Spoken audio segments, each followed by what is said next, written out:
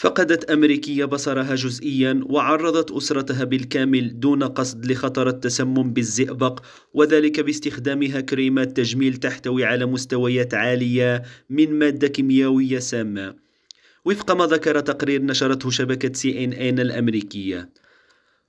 وكشف التقرير الذي نشرته الدكتورة إيرين باتيدروف التي تعمل لدى نظام التحكم في السموم في ولاية مينيسوتا الأمريكية للأعراض الشاملة التي عانت منها المرأة، وكيف وجدت الزيارة المنزلية التي أجرتها وكالة مكافحة التلوث في مينيسوتا مستويات عالية من الزئبق.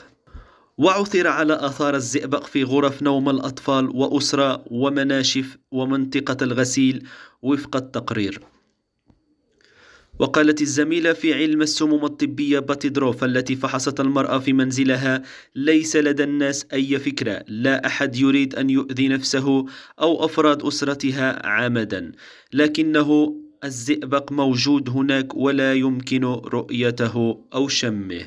وأضافت: لا توجد طريقة للمستهلكين لمعرفة ما إذا كان الزئبق موجودا في الكريمات أم لا، لأنه ليس على الملصقات.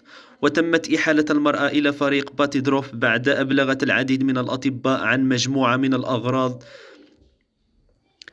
مجموعة من الأعراض تتراوح من الأرق وألم الساق إلى ضعف العضلات والإرهاق، وفي النهاية فقدان رؤيتها المحيطية. وكشفت الاختبارات السريرية عن مستويات مرتفعة من الزئبق في دمها وبولها.